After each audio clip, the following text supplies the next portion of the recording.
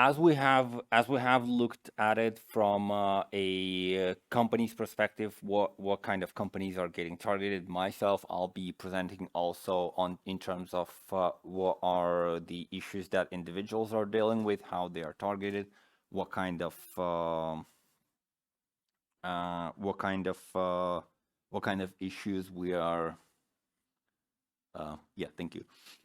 So we'll be talking about issues like how does it look today. We'll provide some international data as well. We'll compare that data to what is happening today in Latvia, as well as we'll talk about like fraudsters, who they are, how they operate, what's their approach, and what could be done from both financial and non-financial service providers to individuals to combat this situation. So to start with, we would like to look at data behind fraud. So fraud itself has been present as long as we can remember, as also with a rise of new technology, there were always people who would like to exploit it. This is just data from 2012, and we can see that in the past 10 years, amount of money lost to fraud, despite all our technology and our preventive measures, has risen almost 300%. We see, as was previously shown on Latvian cases, we also see a steep rise in 2020 and 2021 in terms of data loss to the fraud, and this is quite usual to all over the world. So in Latvia alone, in 2021 was lost over 11 million euros to different kinds of fraud, which is significant to our small country, and most of that was lost to credit card fraud, bank fraud, compromised emails, stolen credit cards, and all that. What is good is that we were able to embed measures, prevention measures. We did a lot of education of our citizens and people who are living in Latvia who can fall victim to that. So in 2022, actually up to this moment, we saw a decline in overall money that was lost to fraud, which is a good thing.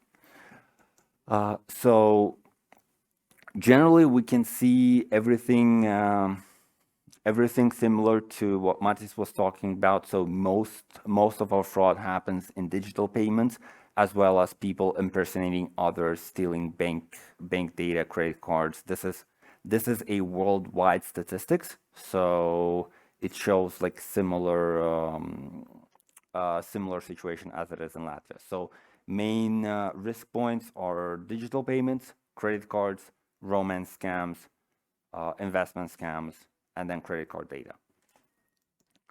So fraudsters, look, who are those people who are usually defrauding? There are basically three types.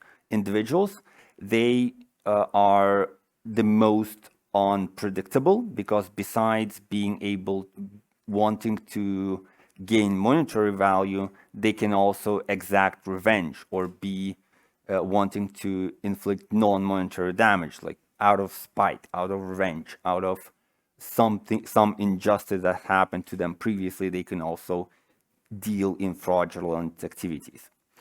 Organizations are different type. There are fraudsters who band together, who do credit card schemes, who do money laundering. They all need to be viewed as a single organization, not homogeneous entities as it usually happens. And then there is state-sponsored fraud. So this is, I guess, my favorite topic, because they get very creative and very different from situation to situation. So I'm not probably not a lot of you know, but North Korea has stolen $80 million from Malaysian central bank. This is state-on-state financial fraud. That's never happened before, but it happened in our lifetime. A lot of fraudsters operate out of our neighboring country, which embed bank fraud, in scam calls, in fraud, taking over bank accounts of our citizens. So essentially, if we dial down to basic level, fraud could be of two types. So inflicted by third party and inflicted by first party. First party fraud is usually something that, for example, I as a person could do myself. So I could fake IDs, I can fake documents, I can steal identity, take over account, and control that environment. Third party fraud is more around one party attacking another party. So as Matis showed with an NGO, that would be considered a traditional like third party fraud. So generally, fraudsters, if we are talking about when fraudsters attack individuals, they are usually attacking two types of people. So it's either young people who are less experienced, who are not exposed to different to the world yet. They might be naive. This happened to me while I was young. So my personal story is that I was once involved in an MLM, so multi-level marketing. That was obviously a bad call on my side. So I was 18 years old, and I guess this was the situation that was a turning point for me when I actually, so that naivety was brushed out of me very, very quickly. So, and then there are elderly people. So elderly people might not be that tech savvy.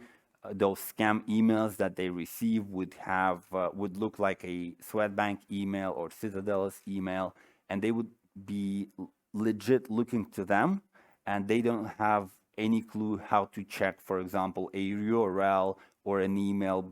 Make sure they might be unattentive to like a couple of letters being different in that email, so they would fall victims to those kinds of things.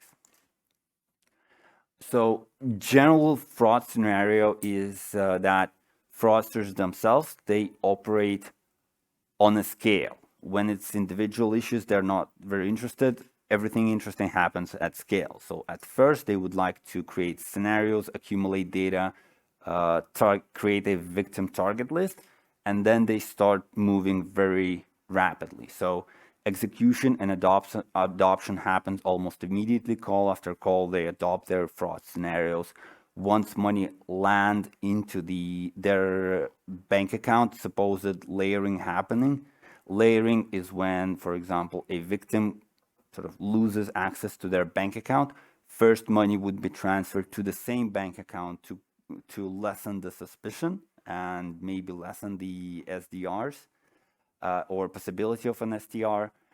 And then money would be layered into crypto, into gambling, into payment service providers with lesser IML and CFT prevention measures that are embedded. And then there would be an exit scheme where money is laundered and the profits are shared between the perpetrators. So essentially, fraud detection could happen on a technical level where we install means and measures. This is something that I will talk a bit about later as well. But means and measures, like technical means and measures, are very important. So data analysis, behavior data analysis, transaction monitoring, submission of suspicious transaction reports, those are very, very important inside not only financial organization, but non-financial as well. Because as I mentioned before, those are used for layering a lot. And then as individuals, we can always educate ourselves about what is happening and be vigilant towards, again, suspicious URLs, different internet, different emails, suspicious IP addresses, maintain a robust cybersecurity inside our organization for it not to be targeted by fraudsters, or if it is targeted, so we would be able to repel attacks. We definitely need to have a backup system because we have seen a lot of like cyber attacks where the whole system is taken over, and the reason for the justification for paying a ransom when the system is taken over is that the backup might be 4 months old, 6 months old, and this could be critical for larger organizations. So there are, in terms of like technical fraud prevention, there are essentially two approaches. One is reactive, when something already happened and we react accordingly. Whether we react in a day or in split second, this is still reactive. Something already happened, damage was done. And then there is proactive, where we sort of act upon information that appears and predict what's going to happen next. Up until this moment, fraudsters have been already very much present, and their basic tactics are already known. So we can already predict to some extent what they're going to do next once we see that something looks suspicious. So to give you an idea, essentially, fraudsters get access to the financial system. This is where this is the, to my view, this is the first sort of line of defense that we can create. So fraudsters or people with bad intent don't get access to the financial system at all. But today there is like no action happening there whatsoever. So then when fraudsters identify their victims, they are using some means and measures to be able to identify. So people with lower security knowledge, lower experience, maybe simple passwords, those who get fallen as their victims. So there is nothing that we are doing there right now. Fraudsters then access their personal data via means and measures. We don't track it today. Fraudsters get access to victims' funds. Again, nothing happens there. Whenever fraudsters access like a bank account, there is IP information that we can sort of get out, which could be then used to analyze and maybe do additional suspicious behavior tracking. Then when fraudsters launder funds, this is where, or like extracts funds from their victim's account, this is where we actually start to see first red flags today. So money moves somewhere unexpected, moves too frequently or into large volumes. This is where we are able to act upon that information. So, right. So, and then, right. So now, as I mentioned before, we could build our system differently. So we can build them with those ideas in mind. We can, whenever fraudsters get access to financial system, we can check their IP address. We can check their email that they use to register. If that email, for example, looks suspicious, like a one-time email, or they use VPN or proxies to get access to financial information, to financial system. This is where we can sort of see something suspicious happening. We also need to create measures to identify known attackers. And when identifying known attackers, that's already a no-go to, or must be a no-go to most of the financial players here.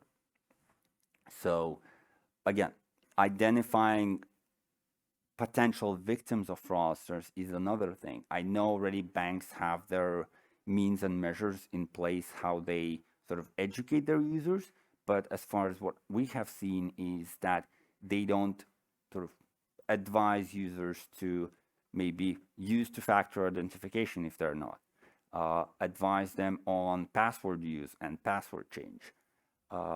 If they're sharing, or they don't monitor whether or not their personal data, emails, passwords have appeared on dark web. That's not being done right now. While we can do that. So if we put those means and measures in place, situations like fraudsters getting access to the funds doesn't happen at all. So yeah, this is something that I already talked about. So, and then on top, once we act on larger scale data, we are able to embed machine learning and AI-based methods on fraud prevention. So whenever fraudsters appear in our financial system, we are able to immediately identify their intention, whether or not they came as a regular user or are they planning to defraud our customers or ourselves as financial sector players. So again, AI-based approach, something that I talked about, and we at Huntley are in process of finishing up this technology. This is something that we did ourselves in the meantime. We partnered with MasterCard just a few months ago, and MasterCard is a large provider of data itself, and obviously sits on a lot of data in regards to fraud. So what's going to happen is that we're going to feed that data into our AI and ML elements and be able then to develop a processes to target fraudsters once they appear, not once they have had access to clients' funds and essentially withdrawn those funds from the accounts. So thank you very much. If you have any questions, I'm happy to answer those.